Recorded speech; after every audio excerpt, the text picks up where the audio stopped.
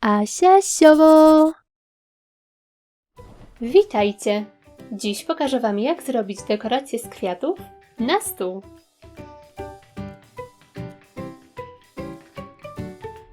Szczegółową listę wszystkich potrzebnych przedmiotów znajdziecie w opisie tego filmu. Obcinam kubek na wysokość około 2 cm.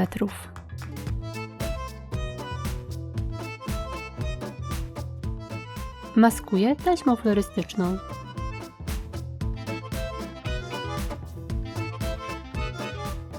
Wycinam z gąbki odpowiedni kształt.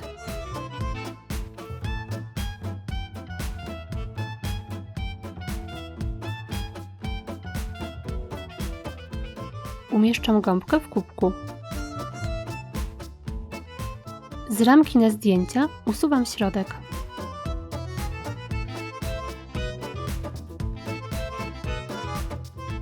Wbijam ramkę w gąbkę.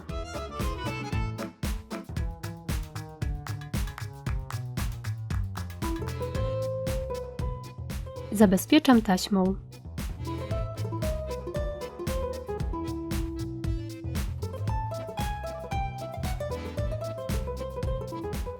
Następnie moczę gąbkę. Układam kompozycję z kwiatów oraz trawy.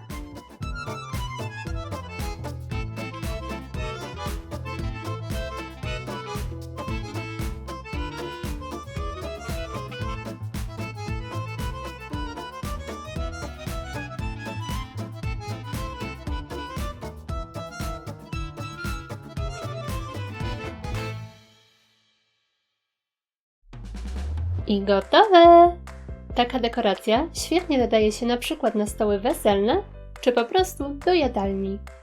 Zamiast świeżych kwiatów możecie oczywiście użyć sztucznych oraz wybrać inny rozmiar ramki. Gorąco zachęcam do subskrypcji mojego kanału. Pozdrawiam! Pa, pa!